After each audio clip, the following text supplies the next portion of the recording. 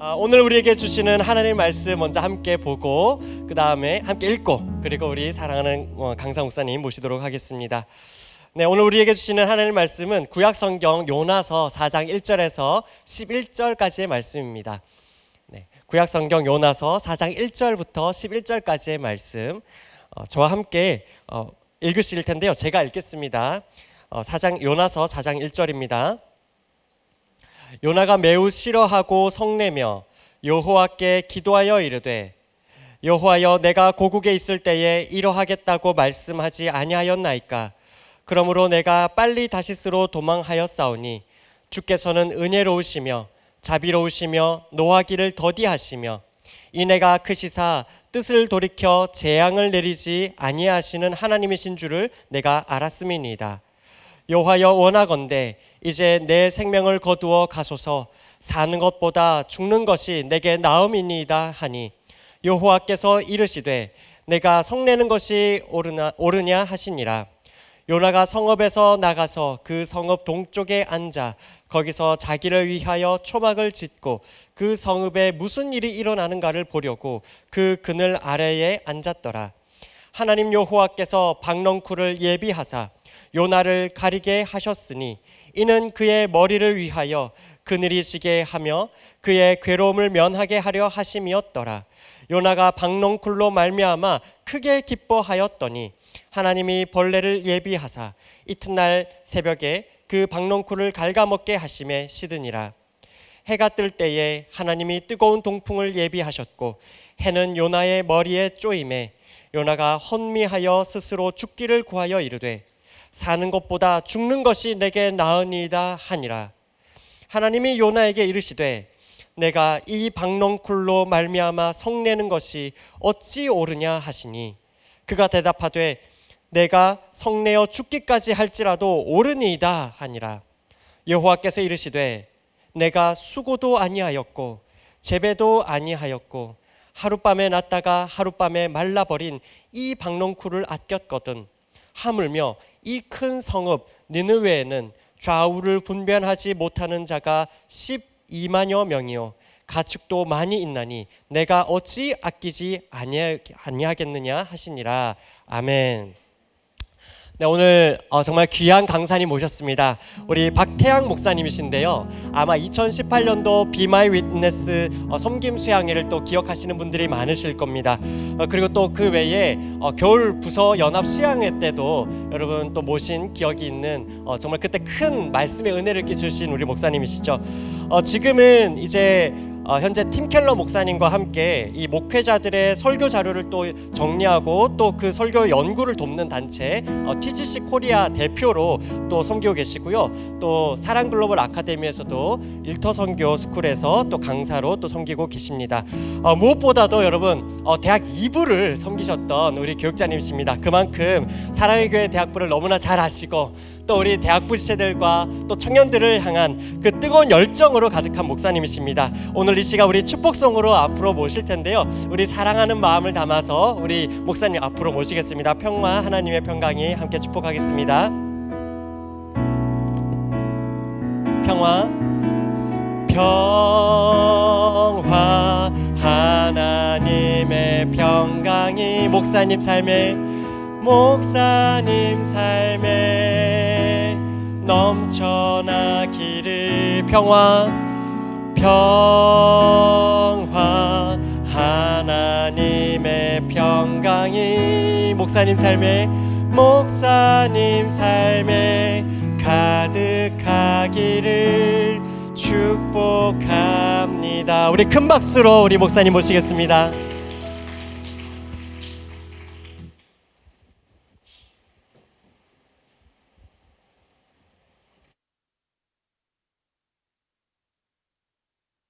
사랑하고 축복합니다. 여러분 정말 반갑고요. 이렇게 조명이 반짝반짝하는 곳에서 여러분을 보니까 더욱 아름다워 보이고 더욱 멋져 보입니다. 그리고 분위기가 무슨 천사들이 앉아 있는 것 같아요. 그래서 행복한 마음으로 서게 되었습니다.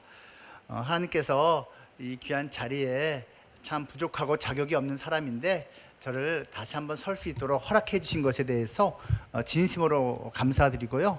또 여러분에게도 감사한 마음 전합니다. 제가 얼마 전에 갤럽 조사 자료를 살짝 보니까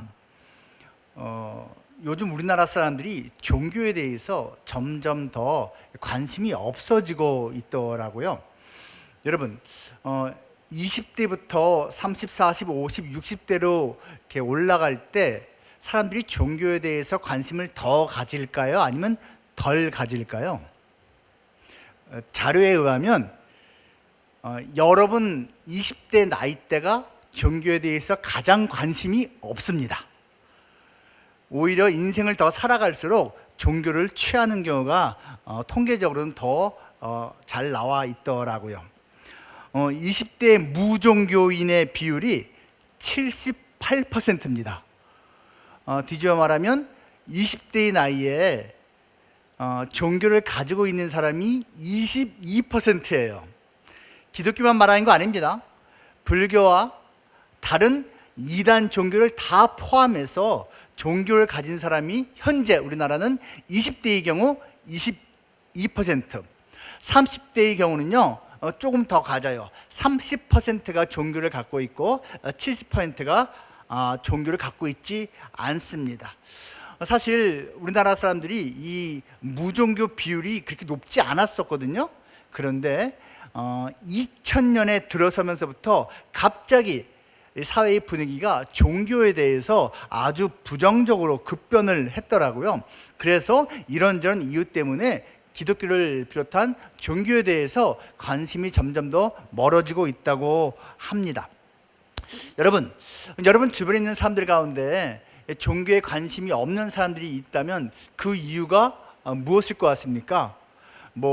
종교 지도자들의 안 좋은 모습이 자꾸 매스컴을 통해서 나타나기 때문에, 또 교회의 이기적인 모습, 어리석은 모습이 자꾸 드러나기 때문에, 또는 먹고 사는 것이 너무나 바빠서 종교 같은 데 관심을 갖기 힘들기 때문에 등등 여러 가지를 생각할 수 있겠죠.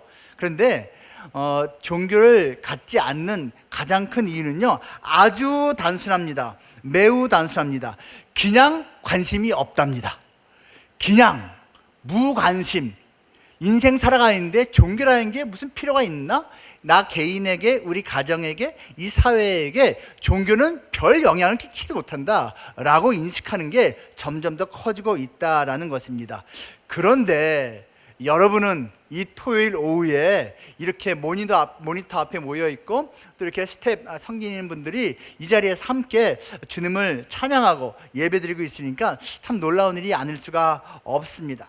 여러분 우리가 길지 않더라도 이 시간 하나님께서 우리에게 주시는 메시지, 복음에 대해서, 믿음에 대해서 다시 한번 가슴에 새길 수 있는 복된 시간 될 수 있기를 주님의 이름으로 축복합니다. 여러분 요나 스토리 믿고 있습니까? 가장 간단하게 어떤 물고기 뱃속에 들어갔다가 요나라는 사람이 나왔대요. 여러분 믿습니까? 안 믿습니까? 만약에 믿지 못한다면 보통 그렇게 말하겠죠. 과학적으로 말이 안 되잖아요. 여러분 그러면 성경에 나오는 수많은 이적들을 어떻게 할 거예요? 보이지 않는 신이 세상을 만들었대요. 그리고 예수님은 죽었다가 살아났대요. 예수님이 죽은 사람 살린 건 그렇다 치고 다른 사람도 똑같은 사람인데 죽은 사람을 살려냈대요. 엘리사가 살려냈대요. 이런 거 어떻게 믿을 거예요? 성경에 엄청나게 많은 믿지 못할 이적들이 있는데 이건 어떻게 할 거냐고요. 다른 걸 믿는데 요나 이야기를 못 믿겠어요? 여러분 그게 아니에요. 다 믿든지 그냥 공평하게 다 안 믿든지 해야 될 것 아니겠습니까? 골라 믿는 믿음이 있습니다. 여러분 이제 간식 사 먹고 또 남자친구 여자친구 이렇게 사귈 때는 골라서 할 수가 있습니다. 하지만 여러분 성경 말씀은 골라서 믿을 수 있는 것이 아니에요. 토마스 제퍼슨이라고 하는 미국의 제3대 대통령이 있지요. 이 사람의 성경책은 지금 우리가 갖고 있는 것보다 훨씬 얇았습니다. 왜 얇았을까요? 자기가 믿지 못하는 구절은 다 가위질로 버렸기 때문입니다. 그래갖고서 믿을 수 있는 합리적이고 이성적인 내용들만 따로 모아서 토마스 제퍼슨 성경이라는 이름으로 자기 성경을 만들어 갖고 다녔습니다. 여러분도 그렇게 자기 나름대로의 성경을 가이드를 해갖고선 따로 편집해서 믿고 싶습니까? 제가 얼마 전에 이제 퀴어 성경을 구입을 했습니다. 퀴어 성경, 이상한 성경 뭐 그런 뜻이겠죠. 근데 이것은 퀴어 신학을 따르는 자들이 만든 성경책입니다. 퀴어 신학이 뭐지요? LGBTQ, 레즈비언, 게이, 바이섹슈얼, 트랜스젠더, 퀴어, 그러한 성관념을 갖고 있는 사람들에게 마음 편히 읽을 수 있도록 만들어 놓은 책, 성경책, 그게 퀴어 성서라는 건데요. 나왔습니다. 저는 뭐 목사니까 당연히 구입해서 살펴보았죠. 여러분, 동성애를 하는 사람들이 성적으로 마음껏 자기가 누리고 싶은데 마음에 걸림돌이 있던 사람들이 그 성경책을 읽으면 참 마음이 편합니다. 여러분, 이런 것을 왜곡해서 믿는 믿음이라고 합니다. 그 요나는 어떤 믿음이었을까요? 여러분, 그 정도는 아니지만 이 계통이 비슷합니다. 지금 요나는요, 자기 생각대로 믿는 믿음을 상당히 보여주었습니다. 자기 생각대로 믿는 믿음을 자생 믿음이라고 합니다. 스스로 태어난 거죠. 자기 생각대로 나는 골라 믿겠다라는 거예요. 어떤 의미에서 그럴까요? 요나서 내용 1, 2, 3, 4장 다 알고 있으시죠? 하지만 그럼에도 불구하고 전체 내용을 먼저 머릿속에 넣어야 되기 때문에 우리가 성경을 약간 읽을 터인데요. 여러분, 모니터 앞에 있어도 같이 성경책 펴시고 읽으시면 좋겠어요. 1장과 2장 그리고 3장과 4장이 데칼코마니처럼 아주 대조가 되어 있거든요. 여러분, 1장 1절의 말씀과 3장 1절의 말씀이 나란히 갑니다. 1장 2절의 말씀과 3장 2절의 말씀이 나란히 갑니다. 이걸 몇 개만 한번 찾아볼 터인데요. 우리 같이 한번 읽어볼까요? 제가 시작하면요, 우리 여성 동지들이 1장 1절을 읽으세요. 그리고 이어서 남성 동지들이 3장 1절을 읽으세요. 무슨 말인지 아시겠죠? 그리고 제가 다시 딱 말씀을 드리면 그 다음 연이어서 2절 3절 계속해서 나가는 겁니다. 처음에 여성, 그 다음에 남성 순서대로 1장 1절을 그리고 대비해서 3장 1절을 연이어서 읽는 겁니다. 자, 시작하면 우리 여성 동지들이 읽는 거예요. 시작.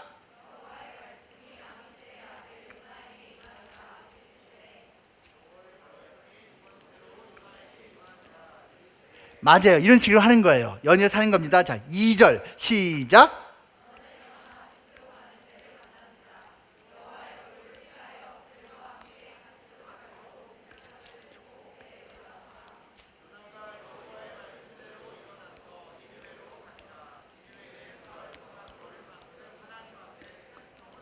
거기까지 보세요. 여러분, 1절 말씀은요, 하나님의 말씀이 요나에게 임했다라고 말하고 있습니다. 똑같이 두 개다.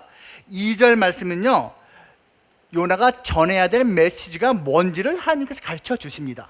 3절 말씀은요, 요나가 어떻게 반응했는지를 말해줍니다. 물론 1장에서는 도망을 갔고 3장에서는 이제 한번 당했으니까, 혼나봤으니까 이제 순종을 한 장면이 나오죠. 자, 계속해서 한번 읽어볼까요? 1장 4절 같은 식으로 읽고 또 3장 4절 읽습니다. 시작.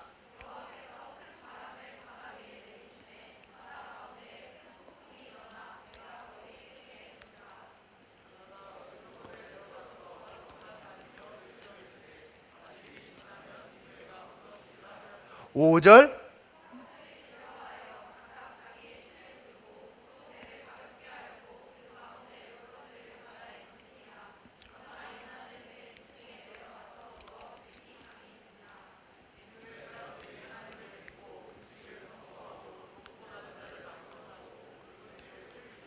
6절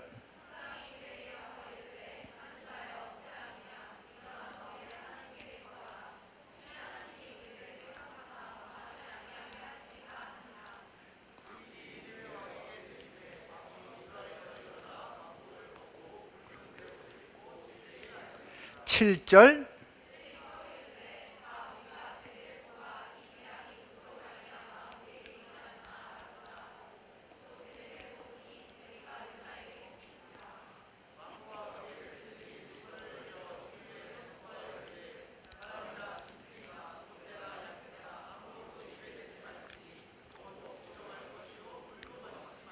아멘. 잘 보세요. 4절 말씀은요, 경고가 나옵니다. 하나님께서 1장에서는 폭풍으로 경고하시고요, 그리고 3장에서는 말씀으로 경고하시고요. 5절, 그 경고는 물론 니느웨 사람들에게 해당한 거고요. 5절 말씀에서는요, 똑같은 이교도들의 반응이 나옵니다. 1장에서는 벳사람들이 전부 이교도들이거든요. 그들의 반응. 그리고 3장에서는 니느웨라고 하는 이교도들의 반응이 나오고요. 6절에서는요, 이교도 지도자의 반응이 나옵니다. 배에 타고 있는 벳사람들의 지도자, 선장의 반응이 나오고요. 그리고 3장 6절에서는 니느웨 왕, 아수르의 왕이 반응한 것이 나옵니다. 그리고 7절에서는 공통적으로 벳사람들의 반응과 니느웨 백성들이 반응이 나오는데, 공통적으로 요나보다 근본적으로 더 나은 태도로 하나님의 메시지의 그 태도를 보이고 있습니다. 그리고요, 쭉 읽다 보면은 2장과 4장이 또 나오는데 마찬가지예요. 2장에서는요, 하나님이 물고기를 통해서 요나에게 말씀하시고 있고요. 그리고 4장에서는 식물, 박넝쿨을 통해서 하나님께서 말씀하십니다. 그래서 요나서는요, 1, 2장과 3, 4장이 아주 대조적으로 그 골격을 같이 이루고 있습니다. 그 내용은 여러분께서 이미 다 파악하신 그대로입니다. 자, 그렇다면 요나에 대해서 간단하게 살펴볼게요. 요나는요, 북이스라엘 사람이었어요. 당시의 왕은 여로보암 2세였습니다. 여로보암 1세는 북이스라엘을 시작한 사람이고요. 그리고 이제 200년 가까이 흘러서 여로보암 2세가 통치하고 있을 때였습니다. BC 8세기 사람이니까 지금으로부터 2800년 전의 선지자였습니다. 당시는 아수르가 온 일대를 장악하고 있던 대제국이었습니다. 그리고 이 북이스라엘과 남유다 모두 아수르 때문에 고통을 많이 당하고 있었습니다. 이 아수르의 수도가 니느웨였습니다. 여러분, 성경에 보면요, 이 니느웨가 망할 것이다 라고 선포한 선지자가 두 명이 있습니다. 한 명은 나훔입니다. 여러분, 나훔서 있죠? 나훔 선지자도 그 멸망을 예언했고요. 그리고 요나서도 멸망을 예언을 했지만 사실은 너희가 회개하면 멸망당하지 않을 수 있다라는 메시지가 포함된 그러한 예언이었습니다. 하나님께서 니느웨에게 가서 이렇게 선포하라고 했을 때 요나는 싫어했습니다. 정말 속상한 모습을 보였습니다. 왜 그랬을까요? 자기가 이스라엘 백성들을 위한 선지자지 저 이방인들 갖다가 살리는 선지자라는 그 역할을 하는 것은 생각도 안 했기 때문입니다. 또 한 가지는 그 누구도 저 원수 대적 나라에 가서 직접 구원의 메시지를 전한 적이 없습니다. 멀리서 떠든 적은 있지만 직접 간 적은 없는데, 지금 요나는 직접 가라고 명령을 받은 거거든요. 그래서 요나는요, 이래저래 마음이 불편했습니다. 심기가 불편했습니다. 그래서 도망을 갔습니다. 자, 이 요나의 모습을 통해서 우리가 혹시 요나의 모습을 갖고 있지 않은지 한번 살펴보길 원합니다. 자, 첫 번째로요, 요나의 믿음을 어떻게 말할 수 있을까요? 제가 몇 가지 말하겠습니다. 첫째, 이것입니다. 요나의 믿음은요, 물고기 믿음이었습니다. 여러분, 물고기 믿음이 뭐예요? 요나서의 물고기 하면 생각나는 게 뭡니까? 불순종으로 인한 대가였습니다. 요나는 오만불손한 믿음이었습니다. 불순종하는 믿음이었어요. 그리고 고생을 한 후에야 순종을 하는 어리석은 믿음이었습니다. 그리고 개인만 고생을 한 것이 아니라 아무 이유 없이, 까닭 없이, 잘못 없이 함께 배를 타고 있던 사람들까지도 고생을 시킨 사람이었습니다. 이 요나는요, 물고기를 말하면 고등어였습니다. 여러분, 고등어, 이게 뭐죠? 고등하다는 겁니다. 자기 의를 신뢰해요. 나는 너보다, 우리 민족은 너희 민족보다 고등한 족속이야. 하나님 앞에 더 높이 올라가 있는 족속이야. 너는 안 돼. 너희는 그럴 자격이 없어. 여러분, 이 요나서를 통해서 우리가 배우는 어떤 잘못된 그러한 고등의식을 갖고 있는 믿음의 사람들 가운데 신약 성경에도 몇 사람들이 있는데 한번 같이 살펴볼래요? 먼저 누가복음 10장입니다. 여러분, 누가복음 10장에 선한 사마리아인의 비유 있는 거 알고 계시죠? 선한 사마리아인의 비유에서 1번 타자, 2번 타자 모두 강도당한 죽어가는 그 사람을 갖다가 외면했습니다. 그 1번과 2번이 누구였죠? 각각 제사장과 레위인이었습니다. 이들이 왜 지나갔을까요? 나는 제사장이니까, 레위이니까 하나님을 가까이서 섬기는 사람이라서 나는 지금 저 피 흘려 죽어가는 사람 가까이 손을 대면 부정해져. 나는 좀 더 고등한 일을 해야 되는 사람이기 때문에 저 열등한 일을 할 사람이 아니야 하고 지나간 겁니다. 그런데 오히려 유대인들이 하등하다고 열등하다고 손가락질하고 개처럼 취급하던 사마리아인은 그 피 흘리는 사람에게 다가가서 그를 살려냈습니다. 여러분, 이 신앙이요, 고등어 의식이 있으면요 이렇게 됩니다. 또 한 가지, 같은 누가복음 15장에 보면요 예수님의 비유가 나오는데요, 소위 탕자 비유가 나옵니다. 잃어버린 아들 비유입니다. 여기서 여러분, 그 둘째 아들은 탕자예요. 누가 보더라도 부도덕해요. 잘못했어요. 돌아왔잖아요. 그때 그 형 첫째 아들이 어떻게 반응을 합니까? 냉담하게 반응합니다. 한마디로 환영하지 않습니다. 그리고 아버지한테 오히려 따지는 장면이 나옵니다. 왜 그러죠? 나는 고등해. 나는 이쯤 되는 도덕을 잘 지키는, 아버지 곁에 잘 붙어있는 이쯤 되는 나는 신앙인이야. 근데 저거는 신앙적으로나 도덕적으로 열등해. 저거는 봐드리면 안 돼 라는 의식을 이 첫째 아들이 갖고 있었기 때문입니다. 이 요나가 그랬다는 얘기예요. 오만 불손했습니다. 하나님 앞에서. 그의 믿음은 예수님께서 그렇게 질타를 했었던 바리새인의 믿음과 매우 유사합니다. 바리새인 믿음을 제가 몇 가지로 이제 계속 얘기할 터인데요. 예를 들면 이거예요. 예수님 뭐라고 했죠? 자기만 천국에 들어가지 않는 게 아니라 천국 문을 막고 남도 들어가지 못하게 하는 존재. 이 바리새인이라는 종교인이었습니다. 그는 자기에게 주어진 은혜의 통로 역할을 거부하는 거예요. 구원의 통로 역할을 거부한 게 바리새인인데, 지금 요나가 구원의 통로, 생명의 통로 역할을 거부하고 있는 것입니다. 그는 또한 자기가 무시하는 그 이방인, 잘못된 우상을 섬기고 있는 이방인들보다도요, 사실은요 그 공공선에 대한 의식이 얕은 사람이었습니다. 공공선이 뭐죠? 공적으로 선을 베푸는 것. 사회생활 하는데 여러분, 신앙이 있고 없고를 떠나서 공공선에 대해서 의식이 있어야 되거든요. 공적인 선에 대해서. 근데 이거 없이 나만, 내 거만, 우리 교회만, 우리 가정만 잘 먹고 잘 살면 돼 라고 생각하는 게 공공선에 대한 의식이 없다라는 것인데, 요나 보세요. 1장 5절부터 7절 제가 다시 읽습니다. 사공들이 두려워하여 각각 자기의 신을 부르고 또 배를 가볍게 하려고 그 가운데 물건들을 바다에 던지니라. 그러나 요나는 배 밑층에 내려가서 누워 깊이 잠이 든지라.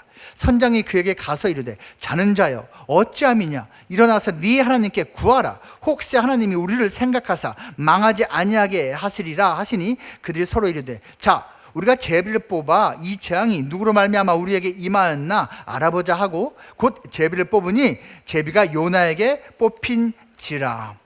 여러분, 이거 보십시오. 오히려 뱃사람과 선장은요 어떻게 해서든지 이 배를 살리려고, 생명을 구하려고 애를 씁니다. 하나님을 모른다 뿐이지 자기 신도 찾고요, 물건도 버리면서 애를 쓰고 요나한텐 네 신도 빨리 찾아보라고 그렇게 요청을 합니다. 그런데 이 요나는 공동체 위기 앞에서 아주 태어납니다.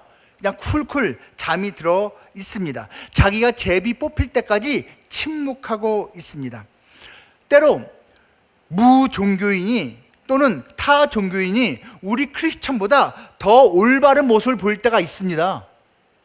더 공공선을 앞장서 실천하는 경우가 있습니다. 여러분, 그는 박수 쳐줘야 되고 오히려 인정을 해줘야 됩니다. 우리의 부족함을 인정해야 한다는 얘기예요. 그런데 이런 경우가 있어요. 네가 아무리 잘난 척하고 착한 일 많이 하고 네가 아무리 사회를 위해서 헌신하고 해봤자 넌 예수도 모르면서 난 예수 알아. 이런 사람이 있어요. 이게 아니라는 겁니다, 여러분. 예수를 알면 오히려 더 공적으로 더 선을 많이 행해야지. 이 사회와 민족을 위해서 좀 더 앞장서서 뭔가를 해야지. 그런데 나는 내 것만 챙기고 사회를 위해서 앞장서고 있는, 그런데 아직 예수를 모르는 사람들은 비웃어요. 여러분, 이게 유대인들이 가졌던 관념이고 바리새인들이 가졌던 관념이고 요나가 가졌던 관념이라는 것입니다. 이 요나의 믿음을 또 생선으로 물고기로 비유하면요, 도루묵 믿음입니다. 도루묵이 뭔지 아시죠, 여러분? 그 왕이 한 말이에요. 묵이라는 생선이 처음에 맛이 없었는데 어찌 요리를 잘했는지 한번 맛있었나 봐요. 그러니까 왕이 야, 이거 원래 맛없는 생선을 알고 있는데 이거 맛있었구나 하고선 칭찬했어요. 다음에 그 생선 또 가져왔는데 이번엔 또 맛이 없는 거예요. 그러니까 뭐라 그랬다고요? 야, 원래 이름대로 불러라. 도루묵이다. 이렇게 말한 거예요. 도루묵 무슨 말이에요? 이 요나 IQ가요, 물고기 IQ하고 비슷해요. 물고기 IQ가 뭔지 아시죠? 기억을 못해. 물고기 뱃속에서 회개했어요. 하나님이 인정해 줬어요. 나왔어요. 나온 다음에 금방 어떻게 됐어요? 도로아미가 됐어요. 물속에서는 순종하고 육지에서는 불순종하고, 그래서 물고기 믿음이라니까. 이 인간은 물속에 들어가야지 순종을 해. 고생을 해야 순종을 해. 다시 살아나니까, 육지에 올라서니까 불순종을 했다는 이야기입니다. 여러분, 요나서 읽어보십시오. 등장인물들이 다양하게 나옵니다. 이방인들 나오고 니느웨 악한 자들도 나옵니다. 그 누구 하나 하나님께 불순종한 자가 없습니다. 하나님을 제일 가까이 모시고 있던 자가 제일 불순종합니다. 여러분, 또한 인간 이외의 등장인물들을 보십시오. 하나님이 큰 바람 부니까 바람이 왔습니다. 폭풍우 부르니까 왔어요. 바다 물결 치라니까 물결 쳤습니다. 물고기 오라니까 왔습니다. 삼키라니까 삼킵니다. 뱉으라니까 뱉습니다. 박농굴 생기라니까 생깁니다. 햇빛 뇌쬐라니까 뇌쬐입니다. 벌레 보고 갉아먹으니까 갉아먹습니다. 그 어떤 피조물도 불순종한 케이스가 없다. 근데 누가 제일 열심히 불순종하냐? 하나님을 제일 잘 알고 제일 가까이 있다고 하는 자가 제일 열심히 불순종하고 있다. 가장 열등하다고 하는 존재들은 오히려 순종하는 자들로 나오고, 가장 고등하다고 하는 이 요나는 가장 불순종한 자가 나온다는 얘기입니다. 그래서 요나의 믿음은 무슨 믿음이다? 물고기 믿음이다. 둘째로, 요나의 믿음은요, 박넝쿨 믿음입니다. 교변 석계 믿음이에요. 아침 다르고 저녁 다른 믿음. 너무 빨리 변해. 아니, 육지에 올라온 지 며칠 됐다고 벌써 이렇게 하늘 앞에 떼떡거려요? 물고기 뱃속에서 회개할 때는 언제고, 넘어졌다가 다시 섰어요. 근데 금방 비틀거려요. 박넝쿨처럼 금방 생겼다가 금방 죽어버리는 믿음. 그의 믿음에 문제가 있다는 게 외적으로 어떻게 증명되는 줄 아십니까? 분노와 짜증을 냅니다. 하나님께 성을 냅니다. 짜증을 막 냅니다. 여러분 기억하세요. 내 안에 우상이 있는지 없는지 증명해 주는 게 바로 분노와 짜증입니다. 내 안에 있는 우상이 터치를 당하면요, 제거당하면요, 분노하게 되어 있고요, 짜증내게 되어 있습니다. 이 하나님께 성내는 요나의 모습은요, 누가복음 15장에서 돌아온 동생을 뜨겁게 환영해준 아버지한테 성내는 분노하는 첫째 아들하고 똑같습니다. 아시겠습니까? 이 첫째 아들 속에 뭐가 있다고요? 지금 분노가 있어요. 왜 분노가 있는 줄 아세요? 우상이 그 안에 있었기 때문입니다. 결정적인 순간에 그 우상이 드러나 버린 거예요. 나는 아버지한테 열심히 충성했으니까 내가 보상받아야 되고 저런 놈은 받아들이면 안 된다고. 근데 자기 생각하고 다르게 아버지는 그를 받아주니까 분노하고 있는 겁니다. 여러분, 여러분에게 있는 그 어떤 소중한 것, 만약에 하나님이 이거 치워버리시면 어떡할 거예요? 하나님이 가져가시면 어떡할 겁니까? 그때 여러분이 만약 난 못 참을 거예요, 내가 다른 건 몰라도 이것만큼은 난 놓을 수 없어요 라는 게 있다면 그게 여러분의 신입니다. 절대 놓을 수 없는 게 우리의 신이에요. 난 예수님 절대 놓을 수 없죠. 예수님 이외의 것들은 아깝긴 해도 놓을 수 있을 것 같아요. 이렇게 돼야 되는 건데, 내가 예수님 놓는 것도 그렇지만 나 이거 놓는 것도 난 이 오빠 없으면 못 살아요. 나는 이 외모 없으면 못 살아요. 여러분, 그럼 그게 신이에요. 그게 우상입니다. 요나에게는 바로 자기의 민족성이 우상이었습니다. 민족성이 우상이에요. 그는 거의 실성한 신앙이었습니다. 제가 왜 실성이라는 단어 썼는지 아십니까? 실성하지 않고서는 하나님하고 맞짱 못 떠요. 어떻게 하나님하고 맞짱을 뜹니까? 이거 간이 배 밖으로 나온 거 아니겠습니까? 그는 바리새인 믿음이었다고 했잖아요. 바리새인 믿음의 특징 뭔지 아십니까? 비교를 잘합니다. 그리고 우월의식을 가져요. 우월의식을 가지면서 자기보다 못한 자 어떻게 합니까? 정죄합니다. 어떤 분이 저한테 와서 아주 옛날 얘기예요. 15년? 20년? 제가 이제 새벽기도 막 종종 빠졌거든요. 목사인데 새벽기도 종종 빠졌습니다. 넌지시라는 거예요. 목사님, 요즘 좀 많이 힘드세요? 아니요, 그냥 평범합니다. 왜요? 새벽 시간이 잘 안 보여서요. 제가 목사님 새벽을 깨울 수 있게 기도하고 있습니다. 목사님 힘내세요. 목사님인데 새벽기도 자꾸 안 보이니까 안타깝더라고요. 그분은 1년 360일 한 번도 새벽기도 안 빠진 분입니다. 제가 압니다. 저한테 와서 이렇게 아름다운 공고의 말씀을 해주셨습니다. 그분은 신앙 판단의 기준이 새벽기도야. 비교합니다. 그리고선 새벽기도 잘하면 믿음 좋은 사람, 새벽기도 못하면 믿음 없는 사람입니다. 사람마다 그게 다 있습니다. 이러한 바리새인 믿음은요, 자기가 잘 지킬 때는 타인을 정죄하고요, 그런데 가끔씩 자기도 무너져, 인간이니까. 그때 어떻게 하는 줄 아십니까? 엄청 절망합니다. 내가 그런 잘못을 저지르다니, 그런 죄를 짓다니. 여러분, 완벽한 사람 없거든요. 죄 지을 때, 절망할 때 빨리 회개하고 무릎 꿇고 용서 구하고 다시 용기를 내서 서야 돼요. 정말입니다, 여러분. 근데 이러한 사람은 스스로에 대해서도 이게 뭐야, 난 이제 한 번 넘어졌으니 나는 설 자격이 없어, 이렇게 됩니다. 우월의식 갖고 있다가 한 번 무너지면 다시 일어서는데 너무 시간이 많이 걸려요. 그리고 아주 오랫동안 잘 지킬 수 있을 거 아니에요. 그 첫째 아들처럼. 첫째 아들은 정말 오랜 세월 아버지 곁에서 열심히 일한 것 같아요. 자기가 열심히 지키는데 그 대가로서 무엇을 요청할 때 하나님에게 그 소원이 이루어지지 않으면요, 하나님한테 분노합니다. 하나님, 내가 내 아들, 딸 이거 대학교 보내달라고 3년 동안 새벽기도 개근했어요. 12조를 냈어요. 제가 수술하고도 며칠 만에 교회 나와서 화장실 청소했어요. 근데 우리 아들, 딸 이 대학교 가게 해달라고 그렇게 3년 동안 하나님 앞에 열심히 간구했는데 이게 뭡니까? 하나님하고 거래를 하는 거예요. 거래. 이게 바로 그 첫째 아들의 반응입니다. 아버지, 내가 이렇게 해왔잖아요.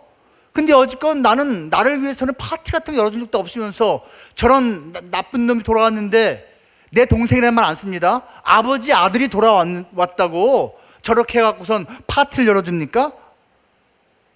거래를 합니다. 여러분, 혹시 아마데우스 모차르트라는 영화를 보신 적이 있나요? 아마 못 보셨을 거예요. 옛날 영화 나왔어. 원래는 희곡입니다. 희곡이에요. 영화로 대박 쳤습니다. 전 세계적으로 히트를 쳤습니다.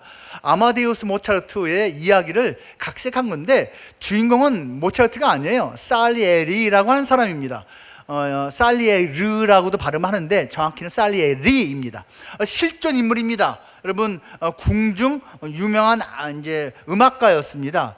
근데 이 살리에리가요, 열받는 일이 생긴 거예요. 어느 10대 똘똘한 놈이 하나 들어오긴 했는데 천재야, 모차르트. 이름도 셈이나 아마데우스래. 아마데우스는 하나님께 사랑받는 자라는 뜻입니다. 얼마나 사랑을 받았는지 얘는 음계가 머릿속에 다 박혀 있어. 자기가 한 달 동안 끙끙거리며 작곡을 했는데 얘는 그냥 하루나절에 그냥 작곡한 게 훨씬 좋아. 자기가 보기에도 너무 짜증나는 거예요. 비교가 되는 거예요. 그래갖고서는요, 여러분, 실제 얘기는 모르겠지만 희곡상, 영화 스토리상 얘기에서는 살리에리가 하나님한테 거래를 신청합니다. 기도를 합니다. 이렇게 기도합니다. 주여, 저를 위대한 작곡가가 되게 해주십시오. 음악으로 주의 영광을 찬미하게 하시고 저도 칭송받게 하소서. 사랑하는 하나님, 제가 온 세상에 유명해지고 불멸의 존재가 되게 해주십시오. 죽은 다음에도 제 작품이 사랑받고 제 이름이 영원히 회자되게 해주소서. 그 대가로 저는 주님께 나의 순결을 바치겠습니다. 저 방탕하게 살지 않겠습니다. 근면하게 살겠습니다. 겸손하게 살겠습니다. 내 삶 전체를 드리겠습니다. 그리고 내 주변 사람들을 최대한으로 도와주며 살겠습니다. 아멘. 살리에리가 진짜 그 기도를 했는지 모르지만 희곡상, 영화상 그렇다는 얘기입니다. 어떻게 하고 있다고요 지금? 하나님, 제가요 충성할게요, 헌신할게요, 순수하게 살게요, 도우며 살게요. 대신 나 이렇게 해줘야 됩니다. 저는 이 장면을 책으로 읽으면서 왜 내 얘기를 하고 있지? 이렇게 그랬습니다. 나도 이거 비슷하게 기도 여러 번 했었는데 여러분은 어떻습니까? 여러분은 어때요? 근데 하나님이 그 기도를 안 들어주셨네요. 시간이 흘러가는데도 여전히 모짜 같은 천재야. 여전히 나는 평범한 그냥 궁중 악사야. 도저히 이해가 안 되는 거예요.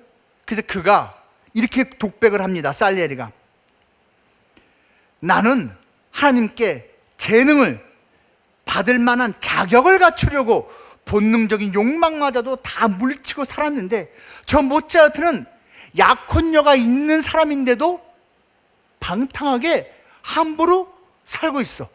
근데 하나님은 저 인간을 징계하지 않아. 여전히 그 천재성을 인정해주고 있어. 이게 뭐야?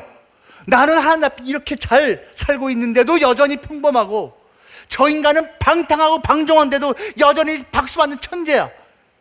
결국은 그걸 하나님께 다시 기도를 합니다. 살리에르가, 하나님, 지금부터 우리는, 다시 말해서 당신하고 나는 원수입니다. 원수지간입니다. 그렇게 당신한테 갈구했는데 끝내 내 기도 듣지 않으셨습니다. 번번이 내가 고생하고 애쓰는데도 물거품으로 만들어버렸습니다. 당신은 편파적입니다. 당신은 부당합니다. 그런 장면이 나옵니다. 여러분, 이게 신앙입니까? 이게 믿음입니까? 극도의 자기 중심성, 하나님하고 나하고 뭐 동등한 존재, 비슷한 존재 생각하고 거래하려고 하는 거예요. 그는 물고기 뱃속에서는요 겸손해졌습니다. 그리고 하나님의 도우심을 구했습니다. 그리고 하나님의 은혜를 언급을 합니다. 요나는요 자기가 물고기 뱃속에 있을 때는 하나님의 은혜를 받았음을 인정하면서 지금 죽음의 위험 앞에 쌓여져 있는 그 니느웨 사람들에게는 하나님의 은혜가 필요 없다라고 말하고 있습니다. 나한테는 은혜가 필요한데, 축복이 필요한데 저 인간은 은혜 받을 자격이 없다, 복 받을 자격이 없다라고 자기가 결정합니다. 그런데 자기 생각하고 다른 방향으로 하나님이 일하신 것 같으니까 그 하나님께 분노를 하고 있습니다. 우리의 믿음은 과연 어떠합니까? 요나의 믿음은요 세 번째로 나 잘난 믿음입니다. 여러분 지금 전부 세 글자로 맞추고 있는 거예요. 물고기 믿음, 박넝쿨 믿음, 나 잘난 믿음, 내로남불. 여러분 내로남불의 특징이 뭐죠? 어떤 경우에도 나는 맞아, 나는 잘났으니까 다 용납돼. 근데 저 인간은 아니야, 저는 아니야. 이게 내로남불인데 나 잘난 믿음이에요.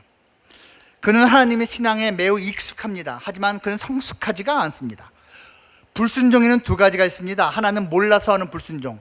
니느웨가 왜 그렇게 악하게 삽니까? 하나님을 모르니까요.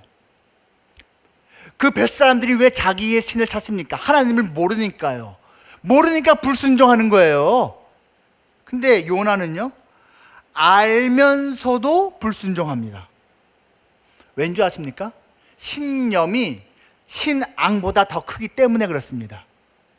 여러분 이게 정말 무서운 겁니다. 신념이 신앙보다 더 크고 있어요.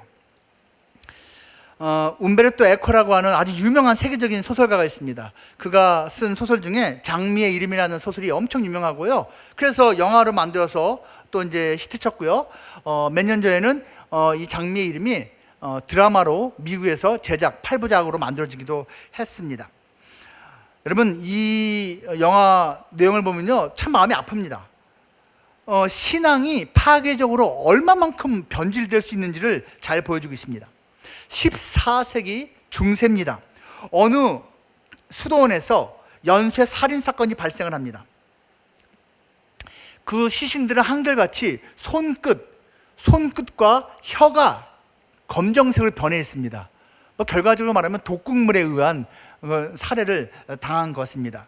윌리엄이라고 하는 수사 신부가 그 사건을 파헤치기 시작합니다. 셜록 홈즈처럼 머리가 아주 냉철합니다.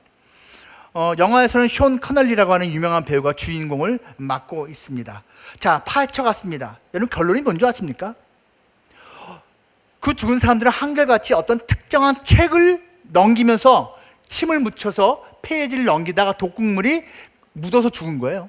누가 일부러 거기다가 독극물을 갖다가 책 모퉁이마다 발라놓은 거예요. 누가 발라놨냐? 그 수도원에 가장 존경받는 노수사, 존경받는 신부가 발라놓은 거예요. 그럼 그 책이 무슨 책이었냐? 음란서적이었을까요? 무슨 이상한 서적이었을까요? 아니요, 아리스토텔레스 책이었어요. 아리스토텔레스, 존경받는 그 철학가. 수도원이었지만 도서관이 잘 돼 있었어요. 일반 서적이 있는데 아리스토텔레스의 책은 성경을 대적하는 악서라고 이 노수사는 혼자 생각했어요. 그래서 이 젊은 신부들이 아리스토텔레스 책을 읽는 자는 죽여버리기로 마음먹은 거예요. 그 독극물을 발랐던 겁니다. 여러분, 어떻게 생각하십니까? 아리스토텔레스 책을 읽어서 죽어야 한다면 우리는 살아있을 사람이 한 명이라도 있을까요? 그래서 나름대로는 이게 하나님을 위한 거라고, 이게 교회를 위한 거고, 예수님을 위해서 한 거라고 그 노수사는 확신을 하고 있습니다.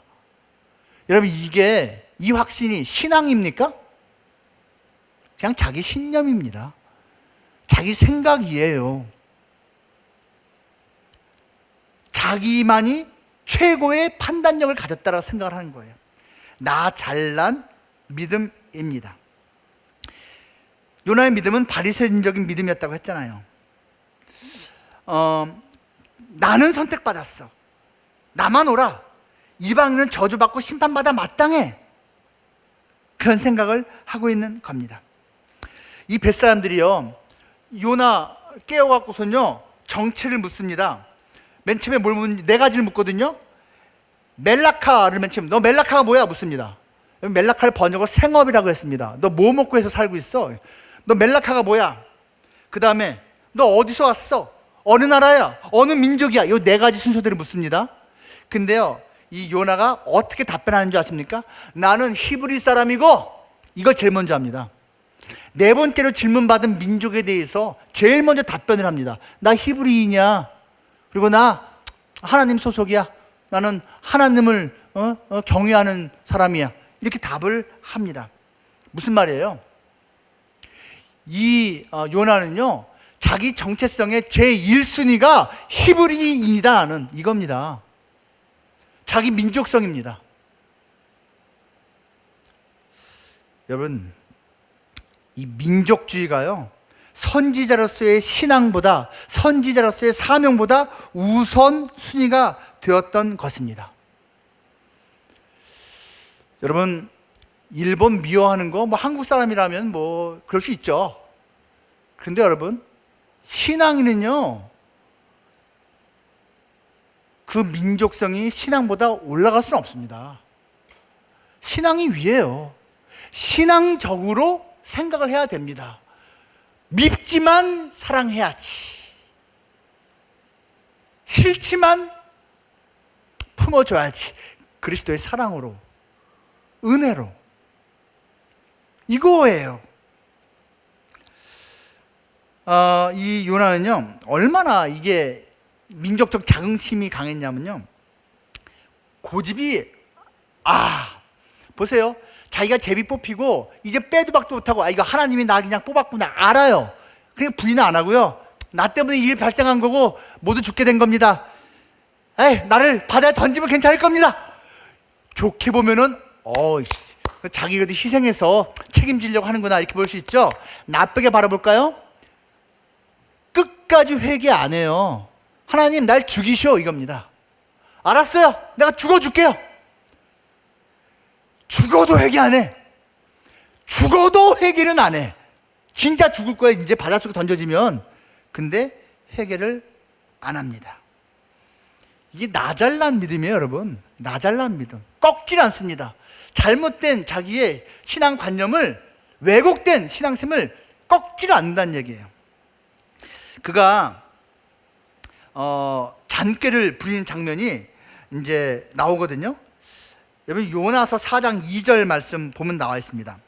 4장 2절에 그가 이렇게 고백을 합니다. 하나님께 기도해요. 매우 싫어하고 성내면서 기도를 해요.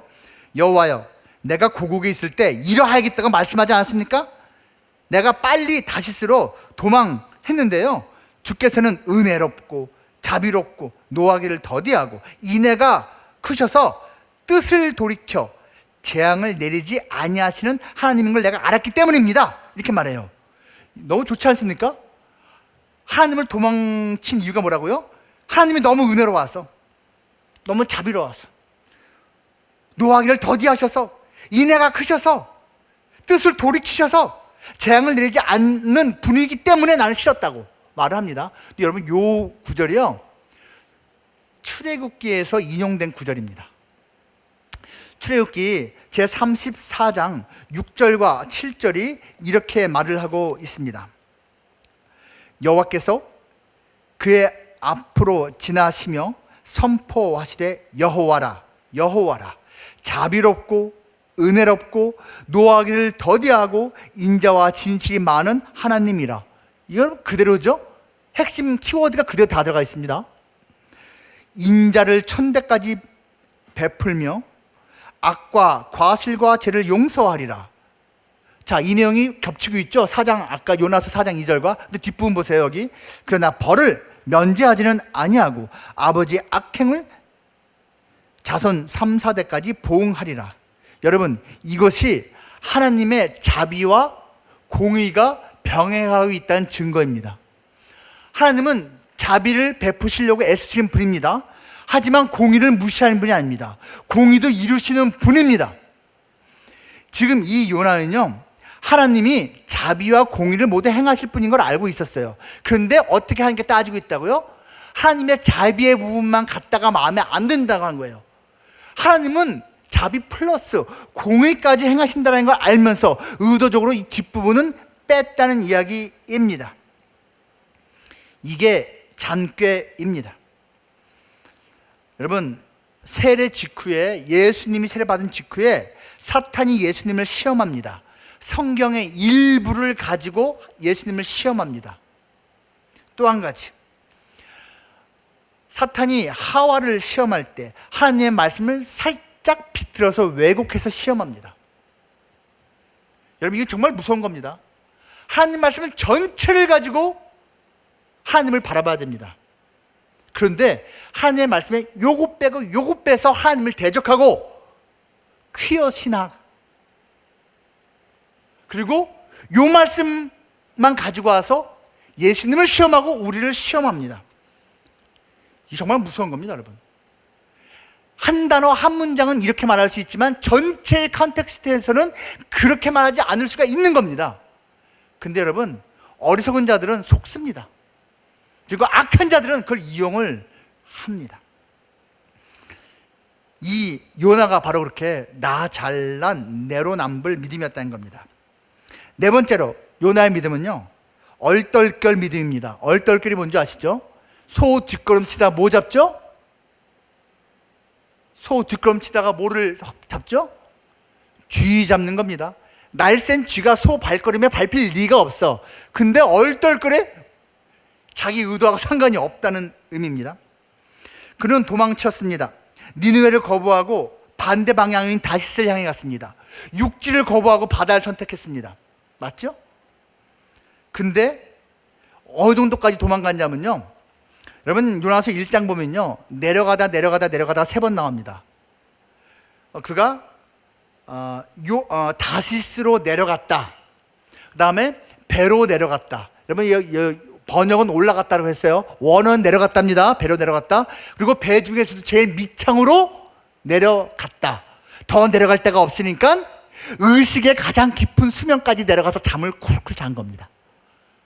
하나님의 입장에서는요, 점점 멀어진 거예요. 저 높은 곳에 계신 하나님의 입장에서는 점점 내려가서 얘가 나를 피하고 있구나, 도망가고 있구나, 아주 제대로 보여준 거예요.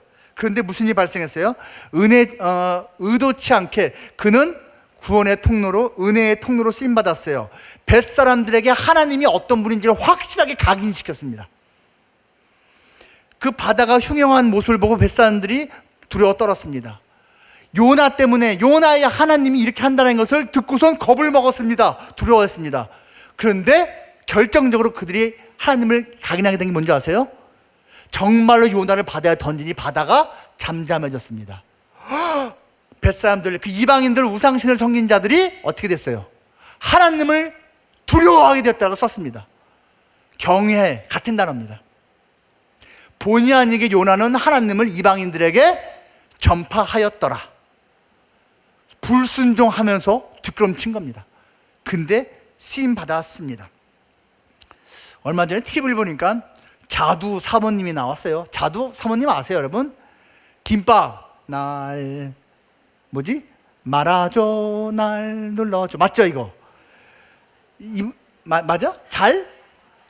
하여튼 날 말아줘가 아니지. 하여튼 그 사모님이더라고요. 이분 노래 전 개인적으로 좋아하거든요. 여러 개 있는데, 근데 이 사모가 나와서 예능 시간인데 그 같이 듀엣하던 강두 그 오빠랑 같이 나왔는데 그 얘기 하더라고요. 이 오빠가 하도 스케줄 빵꿀 많이 내갖고선 PD들한테 빌려다닌 게 많았고 나중에 너무 힘들어갖고선 하나님을 만났다고. 그러니까 그 MC가 물었거든요. 아니 그럼 이 오빠 원망스럽지 않아? 이런 식으로 얘기했는데, 아니요, 내가 이 오빠 덕분에 하나님을 만났어요. 그래서 지금 사모까지 하고 있잖아요. 여러분, 강도 이 사람이 이 자두가 하나님 만나게 하기 위해서 그렇게 스케줄 빵꾸 냈나요? 아니요, 소 뒷걸음. 그냥 자기 의도가 상관이 없이 선하게 쓰임 받은 거죠. 요나는요, 사흘 길을 가야지 커버할 수 있는 커다란 성읍인 니느웨에서 겨우 하루만 복음 선포했습니다. 이거 미필적 고의에 의한 불순종입니다. 지금 다 이해하시죠? 사실은 알고 있고 이거 이렇게 되면 이렇게 될 거야 있어. 근데 모른 척하고 그렇게 해버린 거, 이 미필적 고의입니다. 사흘 길을 커버해야 될 거 아니야. 하루만 다니면서 외쳤어요. 근데도 하나님은 역사를 일으키셨어요. 그냥 왕부터 시작해서 모든 백성, 심지어 짐승까지 3배 베옷을 입고 회개의 자리로 나왔습니다. 하나님이 하신 겁니다. 여러분, 이것을요 요나서 3장 8절 10절에서 계속 말하고 있는데요, 이렇게 말합니다. 보세요. 사람이든지 짐승이든지 다 굵은 베옷을 입을 것이요 힘써 하나님께 부르짖을 것이며 각기 악한 길과 손으로 행한 강패에서 떠날 것이라. 이 떠나다라는 단어가 히브리어 원어는 슈브라고 합니다. 발음이 슈브예요. 슈브. 떠나라, 슈브해라. 9절에서 하나님이 뜻을 돌이키시고 그 진노를 그치사 우리가 멸망하지 않게 하시리라. 그렇지 않을 줄 누가 알겠느냐 한지라. 여기서 하나님이 뜻을 돌이키다도 원어는 슈브입니다. 그리고 10절, 하나님이 그들이 행한 것 곧 그 악한 길에서 돌이켜 슈브해서 떠난 것을 보시고 하나님이 뜻을 돌이켜 슈브해서 그들에게 내리라고 말씀하신 재앙을 내리지 아니하시리라. 여기서 뭐를 할 수 있어요? 죄 지은 자가 니느웨 하나님께 슈브했더니 하나님도 그들에게 내리기로 한 심판 재앙을 슈브했어요. 돌이키다. 이 슈브라는 단어가 영어로 말하면 return 또는 restore입니다. 근데 이 슈브의 은혜를 하나님이 갖고 있다는 것이 요나는 이미 알고 있었습니다. 4장 2절에서 말하고 있잖아요. 하나님이 인애가 크시사 뜻을 돌이켜 재앙을 내지 않는 휴부하시는 하나님인 걸 이미 알고 있었다니까요. 그리고 자기가 물고기 뱃속에서 휴부했거든요. 회개했거든요. 돌이켰거든요. 자기는 받아들여주는 게 당연한데 저 인간들은 휴부해도 하나님 받아주면 휴부하지 마세요 라고 말하고 있는 겁니다. 여러분 진짜 악하지 않습니까? 여러분 휴부하십시오. 악한 길에 있습니까? 어떤 고집을 부리고 있습니까? 아닌 줄 알면서 그 길 계속 가고 있습니까? 너무 늦었다 생각하십니까? 아니요. 휴부하십시오. 하나님 받아주십니다. 휴부는 회복의 첫걸음입니다. 룻기 읽어보세요.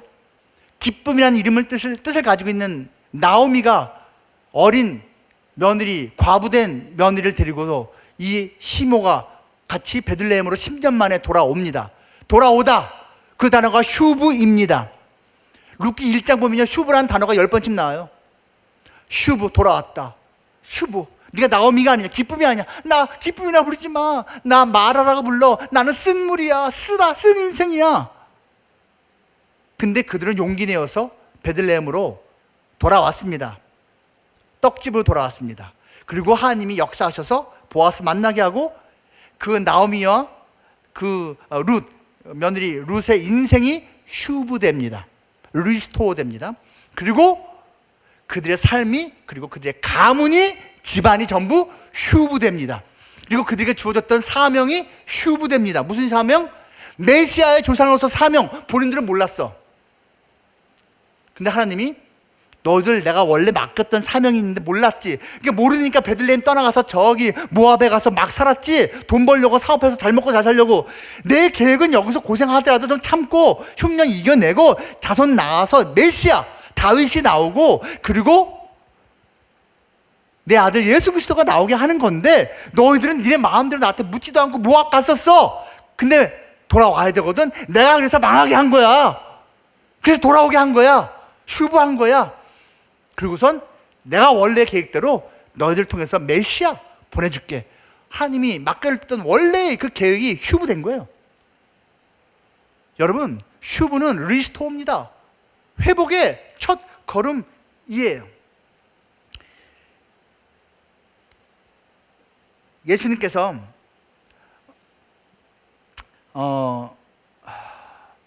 십자가 오를 때 구경하다가 얼떨결에 이렇게 끌려가 그 예수님 대신 골고라 언덕을 십자가 지고 오른 사람이 있어요. 구레네 사람 시몬입니다. 어떻게 보면 재수가 참 없습니다. 구경하다 끌려갔으니까. 근데 여러분 구레네 사람 시몬은 그 이후에도 성경에 또 나옵니다. 알렉산더와 루포의 아버지라고 말합니다. 그 시몬은 이후에 오히려 그렇게 우연히 만난 예수님을 믿게 됐고 초대교회의 일꾼으로 쓰임 받은 겁니다. 관계는 우연히 시작될 수 있습니다. 하지만 그 관계는 우연히 지속되지는 않습니다. 하나님과의 관계, 예수님과의 관계는 여러분 가만히 있으면 저절로 지속되는 것이 아닙니다. 산소통이 필요합니다. 산소통, 산통과 소통입니다. 산통, 진통.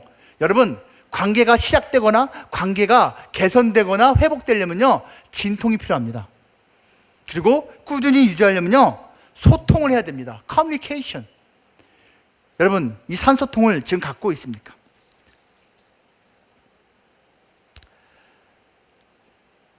요나는 자랑할 것이 하나도 없습니다. 하나님 만난 게 뭐 자기가 잘나서 만났나요? 일꾼으로 선택된 게 자기가 잘나서 선택됐나요?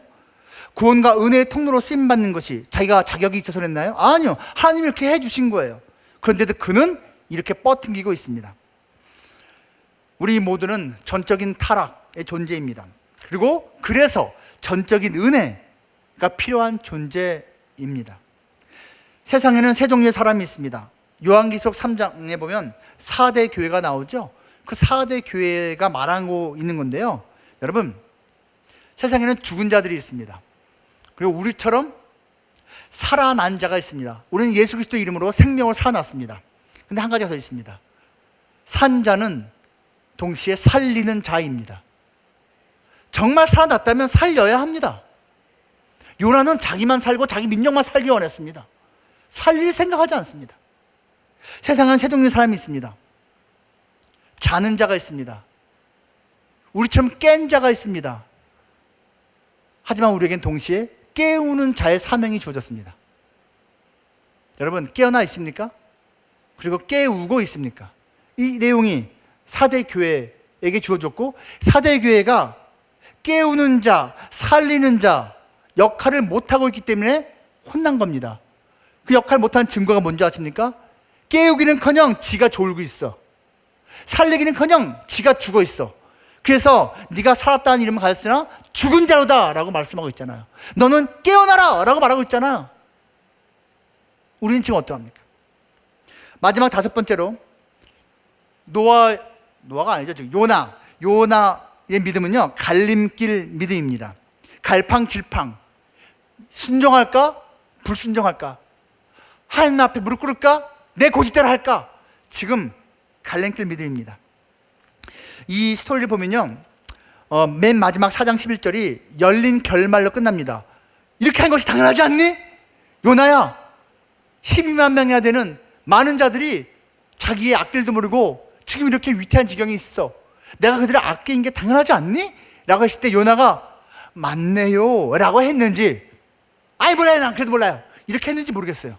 열린 결말이에요. 근데 아까 말씀드린 예수님의 비유, 누가복음 15장에서 첫째 아들을 설득한 아버지, 우리가 마땅히 기뻐해야 되지 않니? 죽었던 우리 아들이 돌아왔어. 내 아들이 돌아왔어. 기뻐해야 되는 거 아니야? 즐거워야 되는 게 마땅하지 않니? 했는데 첫째 아들 반응 나오지 않습니다. 열린 결말 끝납니다. 맞죠? 누가복음 10장에서 선한 사마리아인의 비유, 율법학자가 일부러 예수님 넘어뜨리려고 질문했던 거거든요. 누가 우리의 이웃입니까? 이렇게. 누가 우리의 이웃이에요? 이렇게. 근데 예수님은 거꾸로 이렇게 율법학자한테 말합니다. 자, 이 비유 들었지? 예. 자, 이 강도 만난 자에게 누가 이웃이니? 그러니까 대답을 해야 될 거 아니에요. 예, 선한 사마리아인이 이웃이네요. 보세요. 율법학자는 내가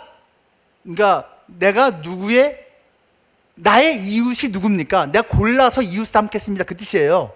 골라서 구제를 베풀겠습니다. 선행을 베풀겠습니다. 예수님은 필요한 자에게는 반드시 누구라도 구제해줘야 된다. 골라서 구제가 아니다. 골라서 선행이 아니다. 다만 네가 그의 이웃이 될 거냐 말 거냐 이걸 묻고 있는 거예요. 예수님의 질문이. 그러면서 너도 이와 같이 하라 라고 명령합니다. 그때 율법학자의 대답이 나오지 않습니다. 네 하든지 무시했는지 답이 나오지 않습니다. 다 열린 결말입니다. 여러분에게 묻겠습니다. 여러분은 어떤 선택을 하시렵니까? 유명한 얘기가 있죠. 제가 언젠가도 여러분한테 한 적이 있는데요, 장볼 사르트르, 실존주의 철학가 중에 대가입니다. 이 사람이 유명한 말 여러 가지 있는데, 예를 들면 인생은 뭐다고요? B와 D 사이의 C다. birth, B와 D, death, 태어나서 죽음 사이의 인생은 뭐다? choice다. 선택의 연속이다. 아주 당연한 말을 맛깔나게 잘 만들었어요. B와 D 사이의 C다. 근데 여러분 믿지 마세요. 수많은 초이스가 있는데요, 아무리 좋은 곳을 많이 선택하고 내 것이 되더라도 그 초이스 중에 C 중에 크라이스트라는 C가 없으면요, 인생 끝난 겁니다. 아무 소용이 없습니다. 아무 소용이 없는 거예요. 이 크라이스트를 여러분 선택하셨습니까? 그리고 그 크라이스트가 우리에게 주신 것을, 그 사명을 여러분 선택하고 있습니까? 열린 결말, 제가 한 개 더 말씀드리겠습니다. 여러분 청년이기 때문에 그렇습니다. 마태복음 19장, 마가복음 10장, 누가복음 18장에 공통적으로 나와 있는 실제 얘기가 있습니다. 어떤 청년 이야기입니다. 이 청년은 예수님을 찾아왔습니다. 큰 부자라고 말합니다. 요즘 기준으로 큰 부자는 몇 억쯤 갖고 있어야 큰 부자일까요? 한 5억 가지고 있는데 큰 부자라고 그럴 리는 없습니다. 몇십억? 적어도 몇십억은 될 것 같지 않습니까? 제가 너무 스케일이 작나요? 큰 부자를 말합니다. 이 청년은 관리를 합니다. 요즘 말로 말하면 공무원. 직업도 좋아. 물려받은 재산도 많은데 직업도 좋아. 어릴 때부터 신앙이야. 예수님한테 말하기를 내가 어렸을 때부터 이러이러한 율법 다 지키고 있습니다. 모태신앙 내지는 거의 모태신앙. 신실해요. 실천적으로 그 신앙을 율법을 지키고 있었으니까요. 지성적이에요. 예수님한테 묻습니다. 내가 무엇을 해야 영생을 얻습니까? 너무 핵심적인 질문을 합니다. 겸손합니다. 바리새인과 다른 인간들은 예수님을 올물에 빠뜨리려고 질문한 건데 그는 진심으로 묻는 거예요. 예수님이 칭찬을 합니다. 근데 예수님이 무엇을 말했다고요? 그의 마음속에 있는 우상을 건드립니다. 그래, 다 좋구나. 근데 네가 가진 것을 다 팔아 가난한 자들에게 주고 너는 나를 따라라. 그러니까 어떻게 했죠? 이 청년이 반응을 근심하며 돌아갔습니다. 나중에 몇 주 후에 몇 달 후에 돌아왔는지 정말 정리하고 돌아왔는지 끝끝내 안 왔는지 저는 모릅니다. 여러분, 여기서 그가 가진 참 좋은 것이 남들이 부러워하는 그것이 그에게 뭐가 됐죠? 족쇄가 됐습니다. 남들이 내가 가진 그 어떤 걸 되게 부러워해요. 내가 남들 앞에 이 정도면 자부심 갖고 말할 수 있는 그 모습이 있어요. 근데 내가 결정적인 순간에 그것이 나로 하여금 예수님을 따르게 만든 걸 방해합니다. 그게 우상입니다, 여러분. 여지껏은 두 개 다 가질 수 있었어. 적당한 선에서 예수님을 따를 수 있었어. 적당한 선에서 하나님을 섬길 수 있었어. 이것도 갖고 저것도 갖고. 근데 예수님이 어느 순간에 지금 네가 갖고 있는 것, 나 못지않게 사랑하고 붙잡고 있는 것 그걸 내려놔! 라고 했을 때 내려놓을 수 있느냐? 요나는 못했어요. 그 민족 사랑, 민족을 우선시하는 그 마음, 하나님이 이렇게까지 말씀하신데도 싫대. 여러분, 요나가 여러분은 따라갈 본보기입니까? 난 요나 이해되고요, 나도 그냥 요나처럼 살래요, 이렇게 하시렵니까?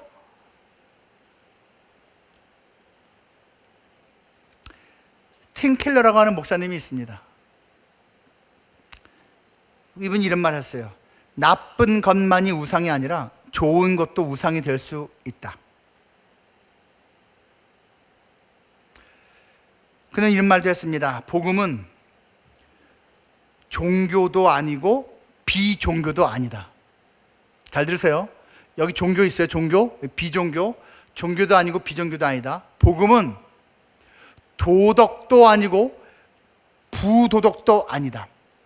복음은 율법도 아니고 반율법도 아니다. 복음은 다른 거다.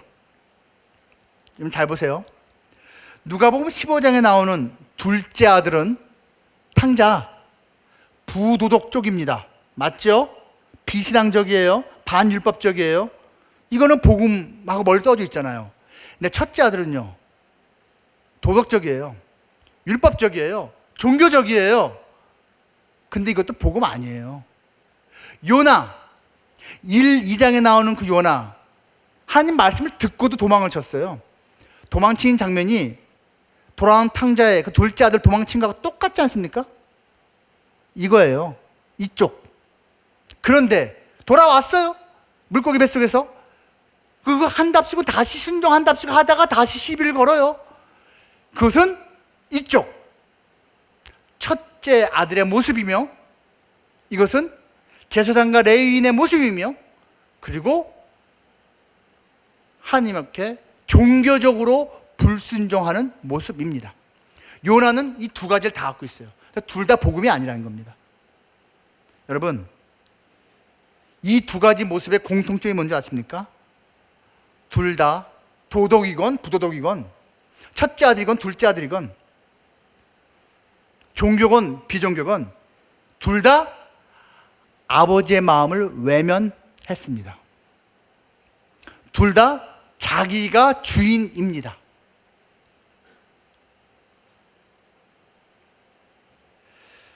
제가 미국에서 필라델피아를 방문을 했고, 어느 날은 아미시라는 마을에 들어갔습니다. 아미시는 아주 보수적이고 전통적으로 하나님을 섬기는 건전한 그러한 교파입니다. 아미시. 그 아미시 마을에 수천 명이 동시에 들어가는 커다란 연극장이 있습니다. 유명합니다, 여러분. 1년 내내 연극을 작년에 했는가 모르겠네요. 연극을 하는데요. 예를 들면 뭐 거기서 천지창조도 하고요. 제가 봤을 때 요나를 주제로 연극을 했습니다. 대단합니다, 여러분. 이런 사이즈가 아니고 이거보다 훨씬 큰 사이즈고 여러분 하여튼 뭐 전 수천 명이 앉는 그런 그 동시에 앉아서 볼 수 있는 연극입니다. 너무너무 감동을 많이 받았어요. 근데요, 요나가 처음부터 이제 도망가고 물속에 빠지고 물고기 뱃속에 들어가고 나오고 다 장면 만들었어요. 근데 계속 하나님하고 대화를 해요. 근데 그 하나님은 형체가 없으니까 목소리만 나올 거 아니에요. 하나님하고 도망쳤다가 잘못했어 하나님도 나오고, 알았습니다 하나님, 또 아니야 하나님, 뭐 따진 장면도 나오고 막 나와요. 근데 맨 끝에 그렇지 아니야 설득하는 장면에서 하나님이 등장을 해요. 근데 그 등장한 하나님의 모습이 예수님이었어요.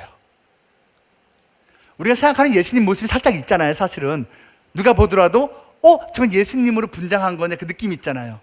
계속 연극 내내 목소리로 나왔던 그 하나님이 그 연극에서는 마지막 장면에 등장을 해서 요나하고 대화를 하는데 예수님으로 등장을 하는 거예요. 저는 신학적으로 이게 맞다 틀리다 말하는 게 아니에요. 근데 여러분, 그 예수님이 신약에서만 구원에 관계되신 분이 아니고 구약에서도 그 예수님이 구원과 관계되신 분이십니다. 모세의 떨기나무에 나타났던 그 천사의 모습을 나타난 하나님, 학자들은 한결같이 예수님이라고 말합니다. 아브라함에게 찾아와서 조카 롯에 대해서 얘기하고, 두 천사는 소돔과 고모라 가고 두 천사는 하늘로 올라갔는데 그 중에 한 분 예수님이라고 학자들은 말합니다. 다니엘 세 친구가 풀무불에 들어갔습니다. 셋을 집어넣는데 4명이 왔다 갔다 합니다. 그 한 명은 더욱 광창을 합니다. 그 세 친구는 다 살아났죠. 그분도 예수님이라고 학자들은 말합니다. 신약만이 아니라 구약에서도 구원과 관련된 그 역할, 예수님이 하신다라는 것입니다. 그 예수님, 우린 붙잡고 있습니까? 그럼 우리가 다짐할 수 있습니다. 나는 요나처럼 믿으면 안 되겠다. 요나, 그 물고기 5만 불 쏘는 불순종 믿음, 난 싫어. 박넝쿨 믿음, 조변석기 하는 막 올라갔다 내려갔다 하는 믿었다가 불순종했다가 싫어. 난 그런 믿음 안 하고 제대로 믿을 거야. 난 나 잘난 믿음, 내로남불 믿음 아니야. 나는 겸손하게 해야지.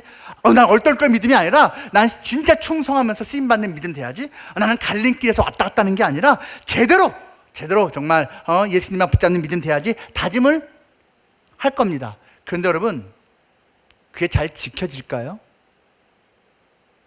기껏 설교해놓고 이게 무슨 말이냐? 아니요. 10살 때부터 예수님 믿고 지난 55년 동안 제 딴에는 한 번도 주님 곁을 떠난 적이 없는 제 인생인데요, 지키는 거 불가능합니다. 요나가 안 되겠다고 마음먹어도 우리는 자칫 잘못하면 요나가 됩니다. 그럼 어떻게 해야 됩니까? 이 모든 것을 이미 다 이루신 분이 있습니다. 요나처럼 오만불손하지 않고 순종의 대명사가 되신 분이 있습니다. 십자가를 지기까지 순종하신 분이 있습니다. 요나처럼 교변석기 하지 않고 한결같이 어제나 오늘이나 내일도 변함없는 그분이 있습니다. 요나처럼 자기 잘난 믿음이 아니라 자기를 비워 죽기까지 낮아지신 분이 있습니다. 요나처럼 얼떨결 쓰임받는 믿음이 아니라 죄인을 위해 죽으시려고 일부러 이 땅에 오시고 평생 그 사명 잊지 않으신 그분이 있습니다. 요나처럼 갈림길에서 갈팡질팡한 것이 아니라 자기의 뜻을 내려놓고 아버지 하나님의 뜻을 온전히 따르신 분이 있습니다. 바로 예수님입니다. 이 예수님이 우리가 그 믿음 온전히 지키지 못할 걸 다 아시기에 다 이루셨습니다. 대신해서 우리는 이 예수님을 붙잡아야 됩니다. 이 예수님을 따라가야 합니다. 히브리서 12장 2절이 이렇게 말을 하고 있습니다. 믿음의 주요 또 온전하게 하시는 이인 예수를 바라보자. 그는 그 앞에 있는 기쁨을 위하여 십자가를 참으사 부끄러움을 개의치 아니하시더니 하나님 보좌 우편에 앉으셨느니라. 그렇습니다, 여러분. 모든 것의 주인이 예수님이시듯이 믿음의 주도 예수님이십니다. 우리는 그 주인 대신 예수님을 붙잡으면 되는 겁니다. 그 예수님이 내가 못 이룰 것을 대신 다 이미 이루셨습니다. 믿음의 주, 헬라어로 아르케고스라고 합니다. 아르케고스, 창시자라는 뜻이에요. 아르케고스의 원래 뜻이 이겁니다. 배가 항해를 하다 난파를 당했습니다. 깨져서 침몰하고 있습니다.